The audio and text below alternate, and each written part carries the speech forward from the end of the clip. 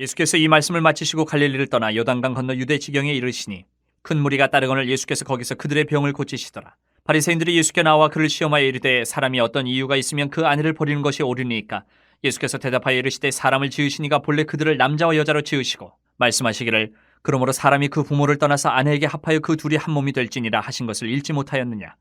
그런즉 이제 둘이 아니여 한 몸이니 그러므로 하나님이 짝지어 주신 것을 사람이 나누지 못할지니라 하시니 여짜오되 그러면 어찌하여 모세는 이혼 증서를 주어서 버리라 명하였나이까? 예수께서 이르시되 모세가 너희 마음이 완악한 때문에 아내 버림을 허락하였거니와 본래는 그렇지 아니하니라. 내가 너희에게 말하노니 누구든지 음행한 이유 외에 아내를 버리고 다른 데 장가드는 자는 간음함이니라. 제자들이 이르되 만일 사람이 아내에게 이같이 할진대 장가들지 않는 것이 좋겠나이다. 예수께서 이르시되 사람마다 이 말을 받지 못하고 오직 타고난 자라야 할지니라. 어머니의 태로부터 된 고자도 있고 사람이 만든 고자도 있고 천국을 위하여 스스로 된 고자도 있도다. 이 말을 받을 만한 자는 받을지어다. 19장 말씀을 우리가 같이 나누어 읽었습니다. 어제 본문인 바로 앞 18장에서 예수님께서는 한 사람의 귀함에 대해서 말씀을 하셨어요.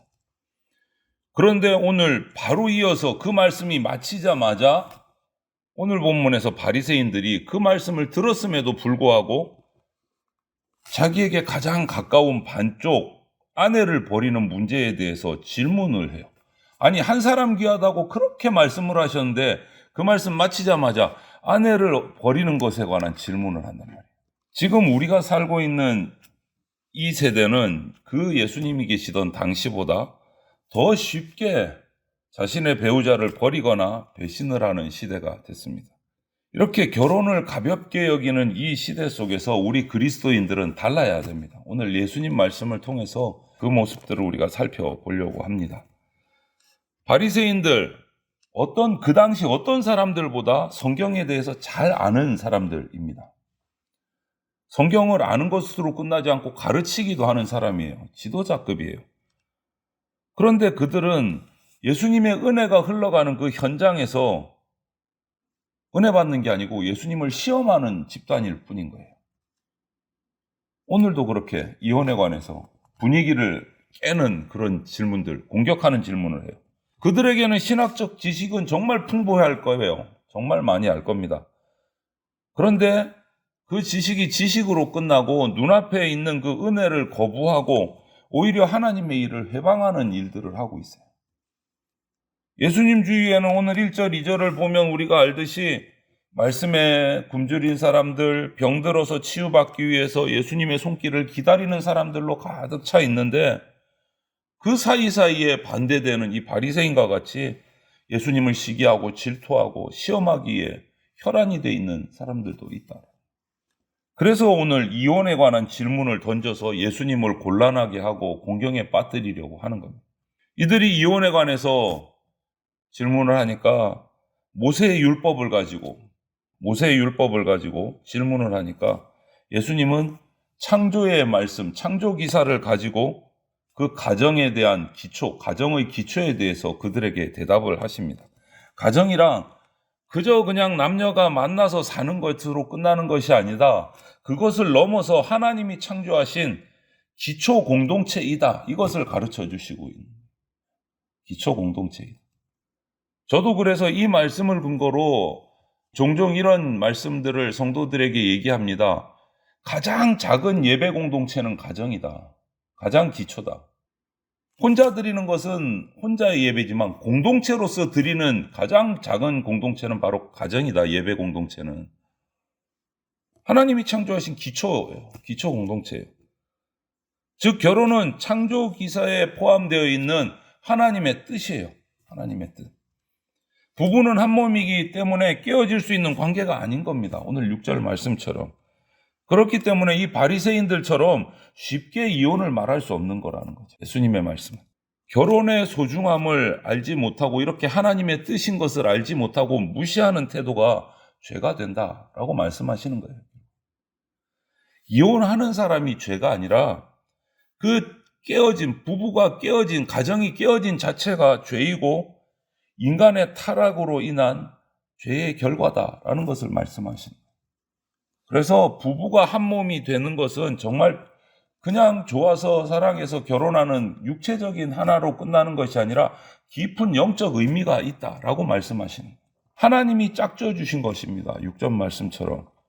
우리가 좋아서 마음 맞아서 만난 것이 아니고 하나님이 짝지어 주신 것이다.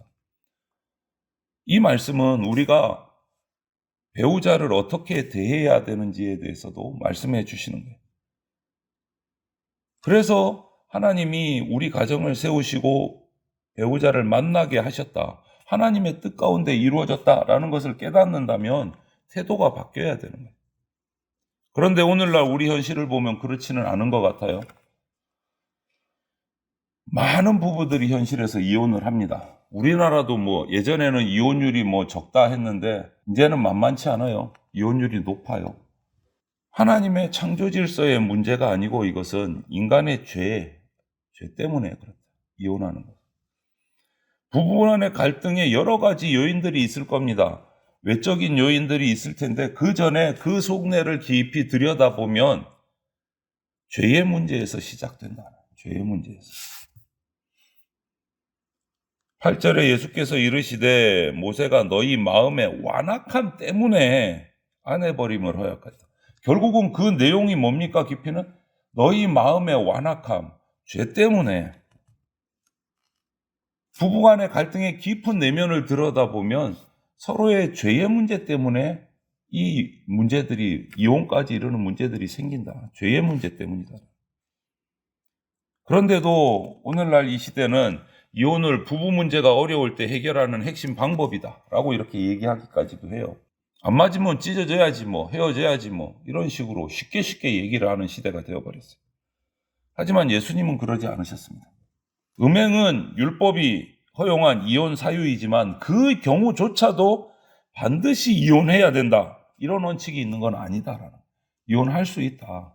이처럼 부부관계는요, 강력한 결속력을 가지는 하나님께서 맺어주신 관계다라는 거예요. 이 말씀을 들은 또 이제 바리새인 말고 옆에서 듣고 있던 제자들의 반응이 또 나옵니다. 10절에 제자들의 반응은 뭡니까? 이런 예수님의 이혼에 관한 강력한 말씀을 듣고 나서 기존의 관념이 깨진 거예요. 유대 당시의 관념.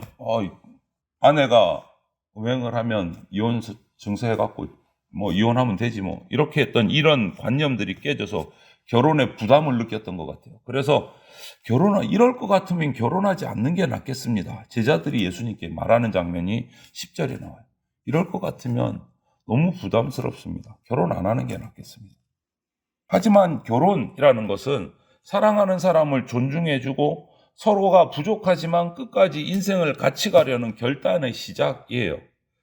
그래서 오늘 예수님이 뒤에 독신에 관한 문제도 얘기하시지만 제자의 삶으로 전적으로 하나님께 헌신하기 위해서 도저히 결혼해가지고는 내가 하나님께 올인할 수 없다.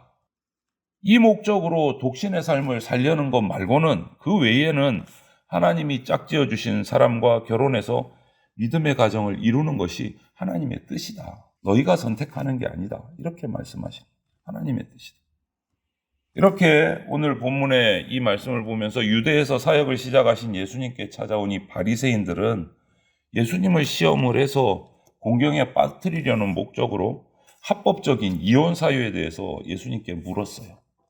그렇게 해서 모세의 율법은 이혼해도 되는데 이혼하지 않아야 되나? 이혼을 계속 장려해야 되나? 이런 난감한 이러지도 저러지도 못하는 질문을 해서 예수님을 공경에 빠뜨리려고 공격한 것이 그들의 목적이에요. 그런데 오늘 말씀을 보면 예수님은 모세 율법을 넘어서 하나님이 창조하신 그 창조의 질서를 말씀하시는 거예요. 하나님의 창조 명령이고 이혼은 기본적으로 창조 질서와 맞지 않는 것이다. 잘못된 것이다. 라고 못을 박아서 설명을 하세요. 이혼은 타락한 세상에서 인간의 그 죄지은 완악한 마음 때문에 모세 때 임시적으로 허용된 것이지 하나님의 결혼에 관한 하나님의 명령처럼 완벽한 게 아니다. 그것은 그 당시에 잘못된 법이다. 그 당시만 허용한 거다. 그리고 이혼 사유도 음행에 관해서만 허용되는 거다. 다른 것은 절대 되지 않는다라고 말씀하십니다. 따라서 하나님이 이 이혼의 권한을 그 당시에 이런 관습이 있어요. 하나님이 이혼의 권한을 남편에게 위임해 주셨다. 그래서 남편 생각에 아내가 수치스러운 일을 했다고 여겨지는 경우에 이혼하는 것이 하나님의 뜻이다 라고 바리새인들은 생각하고 그렇게 가르쳤는데 그거 잘못됐다라고 깨부신 거예요. 그거 하나님의 뜻이 아니다. 이혼의 권한이 남편에게 있다. 남편이 생각할 때 수치스러우면 이혼해도 된다. 이것이 모세율법이라고 생각하고 있었는데 예수님 그거 잘못 생각하는 거다라고 깨부신 거예요. 바리새인들은 이렇게 모세가 이혼을 장려하는 것 같은 질문을 했지만 사실 모세는 남자들이 마음으로부터 악한 마음을 품고 아내를 함부로 버리는 그 상황에서 여인들을 보호하기 위해서 이혼 증서를 구비해라 라고 명령을 했을 뿐이니 이혼을 해라 막 이렇게 한 적이 없다라는 그것이 신명기 24장의 말씀이에요. 아내를 물건 취급, 소유물 취급하던 그 당시에 그런 아내나 여인이나 아이들이나 노약자들을 정말 하대했던 그 당시의 가치관에 대해서 면죄부를 주고 그것들을 막 잘한다고 했던 그 종교 지도자들의 잘못된 율법 해석을 예수님이 바로 잡으신 사건이에요. 우리도 마찬가지입니다. 그때보다 그 당시보다 더 이혼을 쉽게 생각하는 가치관이 오늘날 흘러넘치고 또 이혼을 하는 여러 가지 원인들이 사회 문화적인 죄악 속에서 막 일어나고 있어요. 우리는 그리스도인으로서 이런 것들을 대항해야 됩니다. 그러면서도 우리가 또 조심해야 될 것은 이 이혼 사유가 이 마태복음 당시보다 훨씬 복잡해진 오늘날 우리 사회에서 이혼한 사람들에 대해서 그들의 어떤 상처, 그들의 여러 가지 이혼에 어쩔 수 없이 이혼에 이르기까지 여러 가지 힘든 과정들 이런 것들을 모른 채 함부로 판단하고 비난해서도 안 된다. 하나님은 이혼한 사람을 책망한 것이 아니라 그 죄악을 지적하셨어요. 죄의 문제를 해결할 수 있도록 도와야 된다. 그러면서 오늘 제자들이 그러면 결혼 안 하는 게 낫겠습니다. 이랬을 때 독신의 문제를 얘기하십니다. 마지막 절에 우리가 읽은 마지막 절에 이 독신의 문제가 이런 식으로 결혼을 피하는 수단이 되면 안 된다. 하나님의 사역을 이루기 위해서 하나님이 택하신 어떤 하나의 방법이지 인간의 택하는 것이 독신이 아니다 라고 말씀하세요. 독신의 은사는 그래서 아무에게나 주어지는 게 아닙니다, 여러분. 독신은 불가피하게 홀로 살도록 부름을 받았거나 하나님의 특별한 부르심을 받은 사람들의 몫이에요. 독신은 우리 인간 스스로 택하는 게 아니다. 그렇다고 해서 독신이 결혼보다 더 신앙적으로 우위에 있다. 그것도 아닙니다. 카톨릭에서는 신부들이 결혼을 하지 않는 것을 조금 신성시하고 우위에 있는 것처럼 생각하는 여러 가지 가치관들이 있는데 그런 거 아닙니다. 독신으로 하나님 앞에 살아가면 더 거룩하고 결혼을 하면 덜 거룩하고 이런 거 아니다. 결혼을 한 성도든 독신으로 사는 성도든 하나님의 은사를 가지고 독신으로 사는 성도든 둘 다 동일하게 자신에 대한 하나님의 그 섭리 속에서 자기 삶을 발견하고 이해하고 그 가운데서 성실하게 신실하게 살아가야 됩니다. 그리고 그 자리에서 그렇게 신실하게 살아간다면 결혼을 했던 독신을 했던 존중받아 마땅한 거예요. 동일하게. 그래서 오늘 우리 그리스도인인 저와 여러분들은 결혼에 관해서 이 악한 세대를 본받지 말고 이 악한 세대의 흐름에 휘둘리지 말고 성경의 가치관, 결혼 관념대로 자녀들을 양육하고 가르치고 나도 그 가치관대로 가정을 돌보는 그러한 우리의 삶이 필요합니다. 그래서 오늘도 항상 우리의 삶이 내 생각, 내 기준, 세상의 기준이 아니라 성경의 기준, 하나님의 뜻이 무엇인가를 묻는 그러한 삶으로 살아가는 저와 여러분들이 되시기를 주님의 이름으로 축원드립니다. 아멘.